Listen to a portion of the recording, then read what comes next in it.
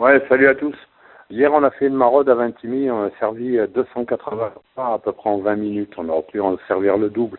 Et là, c'est vendredi, je viens d'écouter les infos sur France Inter à 13h. Et ils finissent par un reportage sur les cigognes et les cigognos qui sont accueillis à bras ouverts par les habitants du nord de la France parce qu'il y a une nichée là de plus en plus nombreuse. Donc voilà, c'était un message pour tous les migrants qui espèrent pouvoir rentrer sur le territoire français et qui notamment sont bloqués à Vintimille. Prenez des déguisements de cigogne, quoi. Vous passerez à la frontière sous les applaudissements. Allez, ciao, vive, portez-vous bien. Bonjour Daniel, bonjour toute l'équipe, bonjour les auditeurs modestes et géniaux.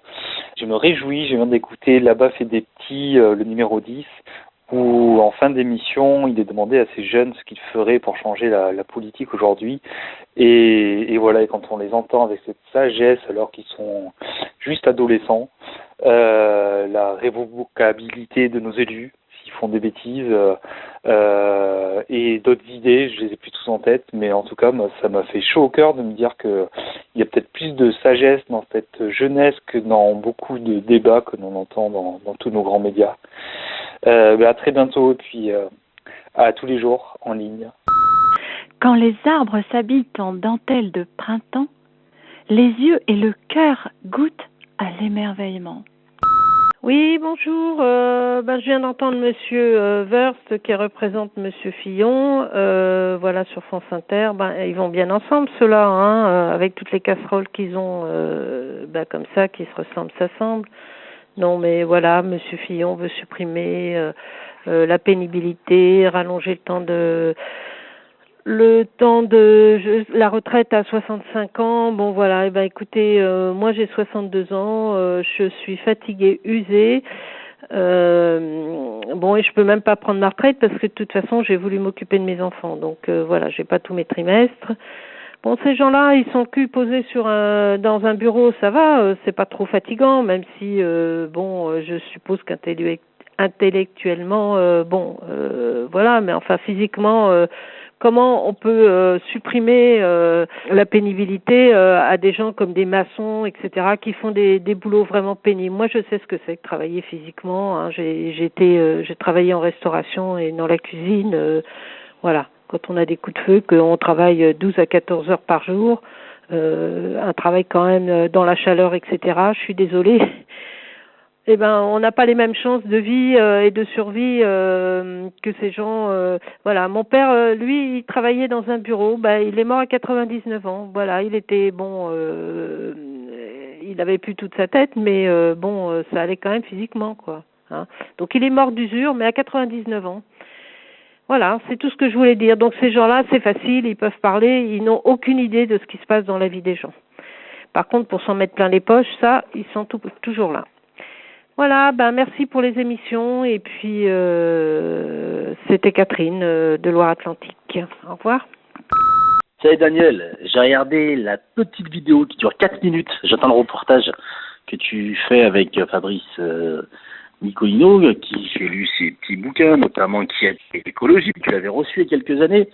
Et ne serait-ce que si c'est sur 4 minutes de vidéo, j'ai envie d'émettre des critiques. Et rien ne va. Rien ne va jamais avec eux. Il n'y a rien qui va, voilà. Donc moi, j'essaie de m'intéresser à l'écologie. J'essaie de réfléchir là-dessus. Donc voilà. Mais il n'y a rien qui va. Rien ne va jamais. Donc c'est quoi leur solution? Nucléaire, on est contre. Gaz de schiste, on ne peut pas l'extraire correctement, on est contre. Les éoliennes en mer, on est contre. Il faut sortir du pétrole pour arrêter d'aller, je vais dire un vilain mot, coloniser les pays pour aller leur piquer leur richesse sur place, notamment l'Iran, l'Irak, etc., l'Afghanistan et d'autres. Mais bref, il y a jamais de solution avec ces écologistes. Voilà, donc je sais pas s'ils veulent que je fais de la caricature. Je vais pas dire revenir à la bougie, mais je sais pas ce qu'ils veulent. Voilà, je sais pas ce qu'ils veulent, je sais pas ce qu'ils proposent. Et pendant ce temps-là, la droite, l'extrême droite, etc. Donc la droite, l'extrême droite, ils avancent, ils ont le pouvoir. Et surtout des gens comme Valls, Bouty et compagnie, maintenant ils vont avec eux, donc c'est pas très grave, au moins ça clarifie le paysage politique. Mais ne serait-ce que les 4 minutes de vidéo de Fabrice Nicolino, Écoute, j'attends la suite, mais je suis très sceptique. Donc voilà. Allez, j'attends la vidéo et peut-être que je laisserai un message si j'ai changé d'avis. Mais je pense pas. J'ai lu ses bouquins et c'est quelqu'un qui est très décroissant. Et je pense pas que c'est avec ce genre de discours qu'on arrive à un consensus et à fabriquer l'opinion, parce que je le rappelle, le pauvre, il s'en tape de l'écologie. Lui, ce qu'il veut, c'est bouffer et pouvoir se chauffer. Donc, même si les questions dont traite Fabrice Nicolino sont très importantes, peut-être qu'il est calé sur le sujet, moi pas, mais en tout cas, il n'est pas audible, c'est ce que je veux dire. Allez, bonne fin de journée, ciao. Ouais, c'est à désespérer de je sais pas, de notre camp, quoi.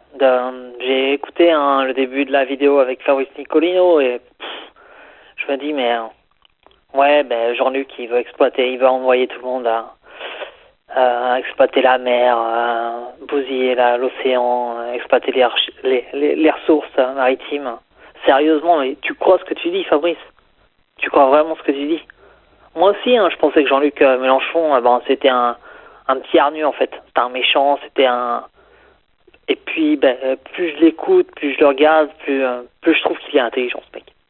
Qu'il vaut le coup, qu'il travaille pas tout seul. Ouais, il est parti tout seul, il a entubé les communistes. Non. Et si on va en mer, c'est pas pour faire n'importe quoi, pour bousiller les océans, pour exploiter les ressources.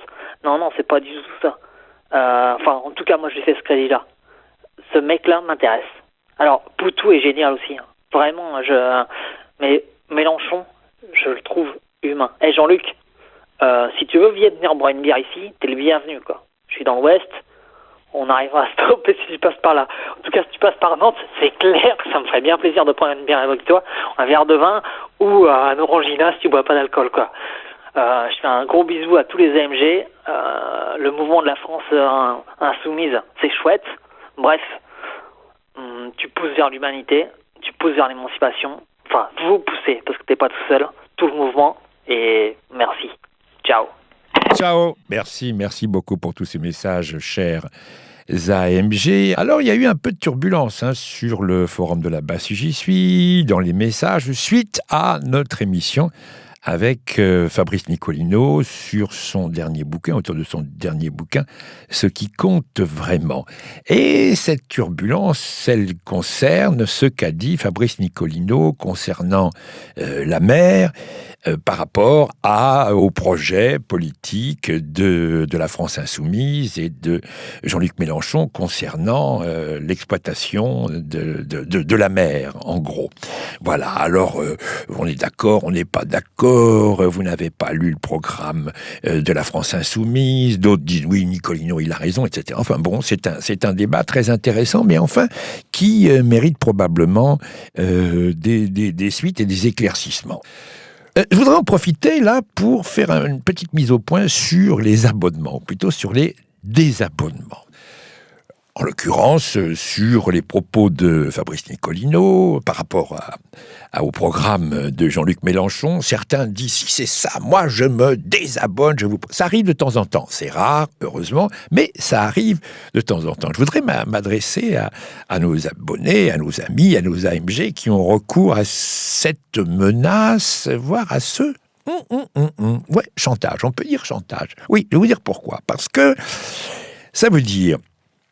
Si vous ne dites pas ce que je souhaite que vous disiez, je me désabonne. Ça veut donc dire que si je m'abonne, c'est pour que vous disiez ce que je souhaite. Voilà, moi je souhaite qu'on dise ça et pas autre chose.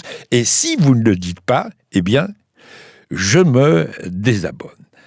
Alors, après tout, vous avez tout à fait raison, vous êtes tout à fait dans votre droit, mais ça paraît très banal ça, mais ça appartient quand même au rapport commercial. C'est banal, c'est normal, c'est commercial. C'est-à-dire que notre boulot, ce serait de répondre à la demande, de deviner ce qui vous intéresse, de faire des études, de marcher, et dire tiens, il va falloir qu'on plaise aux écolos, il va falloir qu'on plaise à telle catégorie, etc. Et ça s'appellerait, à ce moment-là, répondre à la demande. Et c'est la loi numéro 1 du commerce. Mais ça ne doit pas être la loi des médias. Et en tous les cas, ça n'est pas la nôtre, et ça n'a jamais été la nôtre. Nous, c'est l'offre. C'est-à-dire que notre boulot, la façon dont nous travaillons, c'est d'essayer de vous proposer quelque chose, avec notre manière de voir, avec les moyens qui sont les nôtres, c'est de vous proposer quelque chose peut-être à quoi vous n'aviez pas pensé, un angle, une façon de voir, un penseur, des analyses, des gens quelconques qu'on a rencontrés, et on se dit, tiens, ça devrait les intéresser. C'est-à-dire qu'on est plutôt dans la découverte. Vous voyez ce que je veux dire? Et alors après, le débat, allons-y, critiquez-nous, attaquez-nous, on se défendra, ou bien discutez entre vous des sujets qu'on vous propose. Ça va très bien. Mais ça s'appelle l'offre. Il ne faut pas confondre l'offre et la demande. Voilà, je tenais à faire cette petite mise au point. Et puis évidemment, rien ne vous empêche de vous désabonner, mais surtout que rien ne vous empêche de vous abonner. Ça marche bien. J'allais dire très bien, ça marche bien là-bas. J'y suis. On fait tout ce qu'on peut. On travaille énormément avec la plus grande sincérité. Vous le savez bien, avec la plus grande honnêteté. Donc je voulais faire cette petite mise au point. Voilà, on attend vos messages chaque jour avec plaisir, et ils sont très bons en ce moment, il y en a pas mal qui arrivent, c'est parfait. Le numéro, je vous le rappelle, 01 85 08 37 37, 01 85 08 37 37. C'est chouette de voir là-bas ces petits, et que cette nouvelle forme d'émission continue, et surtout que ce soit Anaël qui la présente, parce que nul n'est immortel, et que quand on construit une chose belle, c'est bien de la transmettre. Donc là, on sent vraiment qu'il y a de la transmission, et c'est important. Voilà, bonne journée à vous. Oui, salut, c'est Pacôme de Montréal. Des petites nouvelles du Québec, c'est ça, il y a eu un petit événement qui m'a fait penser à une émission vraiment très récente que vous avez faite sur un peu la collusion et les petits comportements entre amis à la tête des entreprises, des plus grosses entreprises, et à la tête de l'État. Au Québec, l'entreprise Bombardier, qui fait notamment des avions et tout ce qui est récréatif aussi, donc des scooters de mer, etc., mais essentiellement des avions. L'année dernière, leur partie sur les avions ne fonctionnait plus. Ils avaient demandé de l'aide pour finir leur projet d'avion à hauteur de 3 milliards de dollars.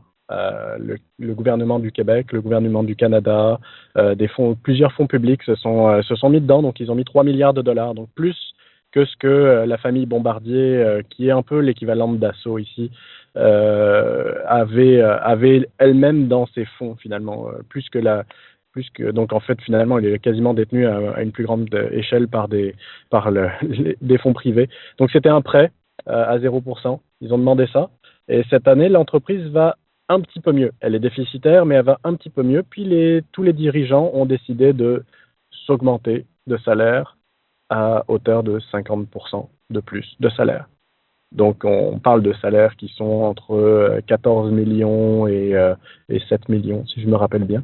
Mais donc c'est ça, c'est quand même fou. Donc là, évidemment, il y a une grogne populaire, mais c'est en toute candeur qu'ils ont fait ça, et c'est vraiment ça qui est intéressant, c'est de voir à quel point eux, ils n'ont jamais pensé que c'était mauvais ce qu'ils ont fait.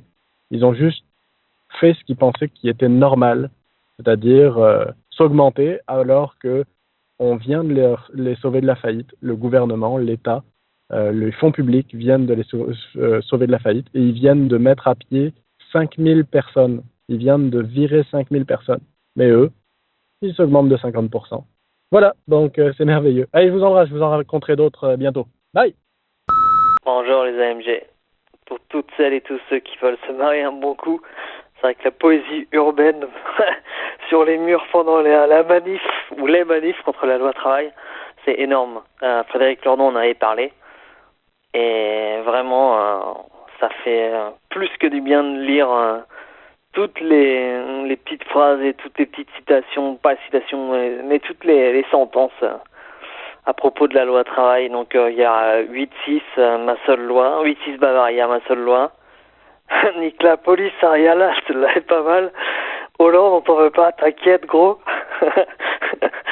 Pour toutes celles et tous ceux qui font des fautes d'orthographe sur les murs et sur les lettres de motif. Un Ricard sinon rien sur un panneau Picard. Mais la seule chose exacte dans le journal, c'est la date, c'est devant une vitrine Ouest France. Laissez les Pokémon tranquilles. Mireille Mathieu, comme si c'était Mireille Mathieu. Vas-y, arrêtez de repeindre, c'était super important ce qu'on disait sur un mur tout blanc. Donc, ils ont sûrement dû repeindre. Une pensée aux familles des vitrines, celle-là est énorme. Ni Dieudonné, ni Maître Gims. Et puis, meilleurs vœux à la brigade anti-tag et graffiti. Voilà, vous pouvez aller sur le Tumblr bigseagull.fr, bigcitylife.fr, graffiti, Tumblr, hommage aux poètes de la rue. Bonne journée à vous, ciao. 01 85 08 37 37, le répondeur de là-bas si j'y suis, c'est du lundi au vendredi à 13h.